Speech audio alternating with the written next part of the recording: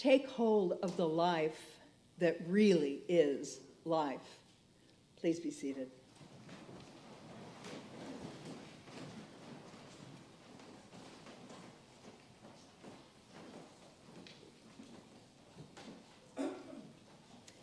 Oh, the friends we made, the wonderful things we saw, the interesting food that we ate.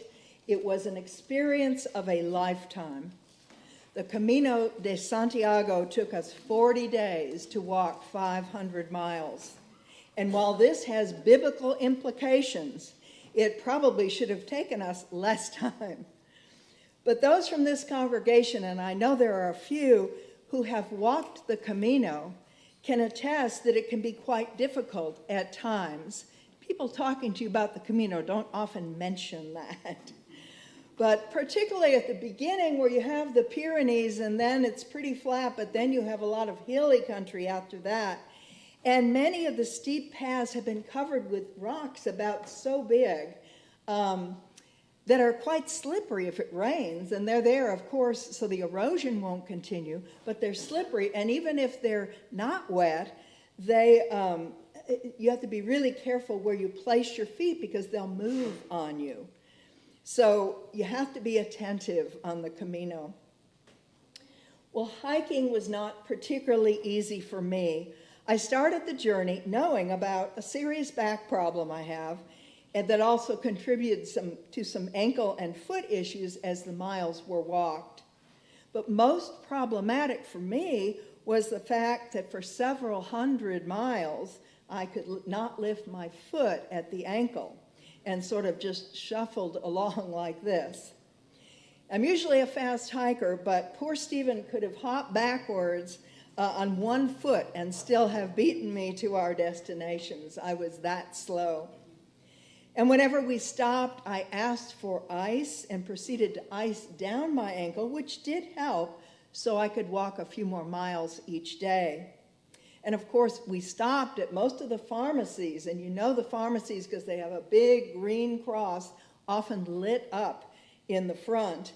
And I was looking for some kind of miracle cure, some new way to wrap that ankle so I could walk on it easier. But of course, we never found one. But we stopped one night at an albergue, and an albergue is a place you can stay on the Camino. Some of them are small and have 10 to 15 or 20 or so people staying there. Others have 150, 200 people staying there, and it's really inexpensive. It's a great way to meet people, and so we tried to stay at albergues as often as we could. And you can hear everyone snoring. That's an added benefit. So we stopped in this albergue at Logroño, Spain. It's kind of a big city, and stepped into the office to register for that night. The woman who was helping us, after a few minutes, excused herself and then returned later, momentarily, with a bag of ice and handed it to me. Now, I had not asked for ice, but this woman was attentive and more than that, acted upon what she saw, a woman, me, with a hurt ankle that needed ice. And I will never forget her kindness and carry that act of compassion in my heart. Now, today's readings are really very harsh and speak to God's people who refuse to be attentive to the needs of others. Sometimes they and we don't notice a problem, really, that might even seem obvious to other people. Or even worse, we may notice there's a problem, but we have made a decision not to get involved. Either way, we become blind to these situations that need our help. And truthfully, who among us has never chosen blindness in these situations? But God's children walking around blind to the needs of others is not what we have been called to do or be.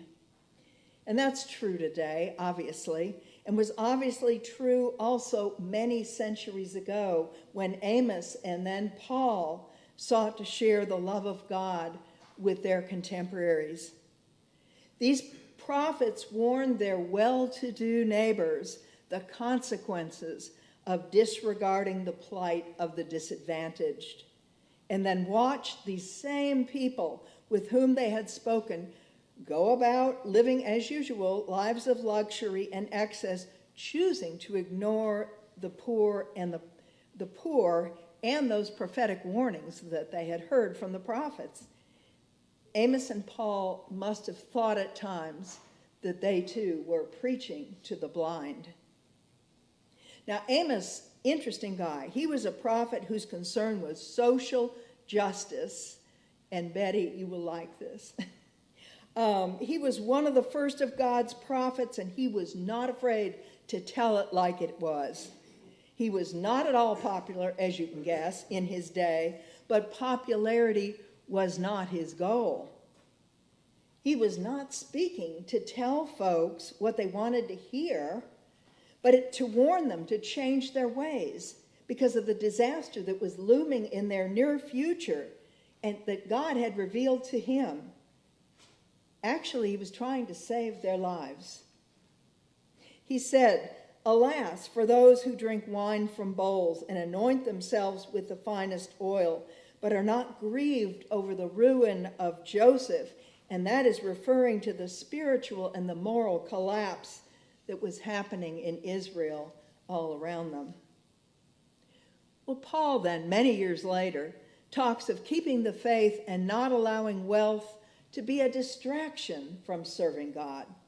He says they, and he's talking about the wealthy here, are to do good, to be rich in good works, generous, ready to share, thus shoring up for themselves the treasure of a good foundation for the future, so that they may take hold of the life that really is life.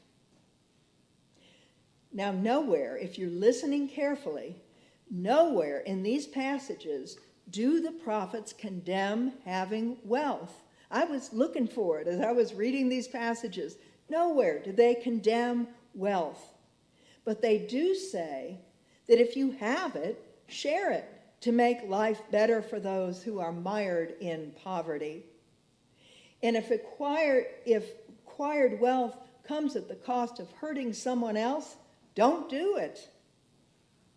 Don't let your eagerness to be rich have you wandering from the faith, that faith which God has called you to. Our former presiding bishop, I think, puts it really well when he says, and he said this a lot, if it is not of love, it is not of God. And so we are all called to love.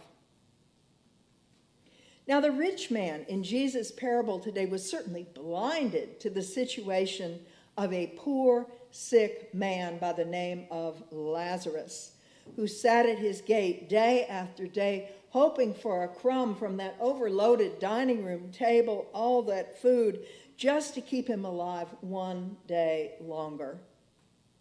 We see no sharing there. We see no compassion there. No recognition even of the humanity of Lazarus at all. And then they both die. Well, when the rich man who is sent to Hades sees Lazarus up here with Abraham, he still does not recognize Lazarus as a fellow human being, but only as a servant who is there for his own bidding. He tries to get Abraham to send Lazarus over with some water, but Abraham says no. Then he wants to send Lazarus to his family to warn them about what has befallen him. But again, the answer, no. For the rich man has had so many opportunities in life to help Lazarus and those like him, and he simply chose not to. And his fate was sealed. Our psalmist speaks about God opening the eyes of the blind so that they and we can see clearly and act accordingly. We are not to close our eyes to the reality of need, because when we do, it's bad enough to do it, but when we do it enough, that reality changes for us and we can no longer see it, and our blindness is complete. complete, just like the rich man in the parable. We might want to consider as part of our prayer of oblation each day that we learn to see through our own eyes the world and those in it as Christ sees us. In other words, we need to be able to see through Christ's eyes. That prayer of oblation, or offering what we have and who we are to God's kingdom on earth, might just allow us to see someone who is begging for food as a child of God needing our assistance. And when we are attentive to this, we will more clearly see a godly way forward to provide that assistance. Now, if the rich man had chosen to pray this prayer of oblation, our parable would be quite different, and it probably would not be a parable in the Bible. But it would be a story of how a rich man shared his bounty with poor Lazarus so they could both live godly and productive and good lives. And maybe the rich man could have seen that by helping a poor and sick man, he was really helping Christ. Matthew says this very well in his gospel in chapter 25 when he talks about the Son of Man coming into his glory and separating the lambs from the goats. And I'm sure you've heard this before. And to the lambs he says, "Come, you that are blessed by my Father, inherit the kingdom prepared for you from the foundation of the world. For I was hungry, and you gave me food.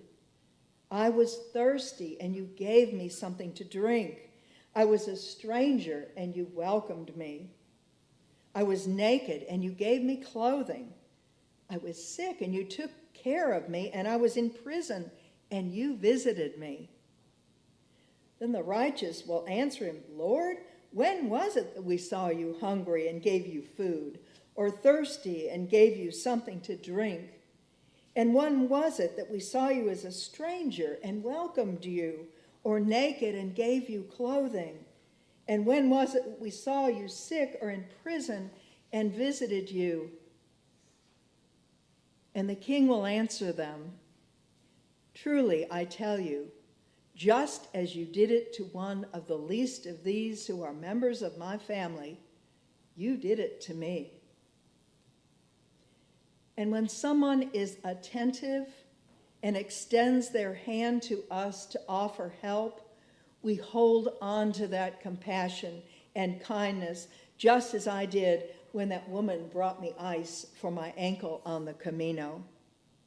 Well, on the Camino a few days later, I saw a young man struggling much as I struggled, and I brought a bag of ice to him.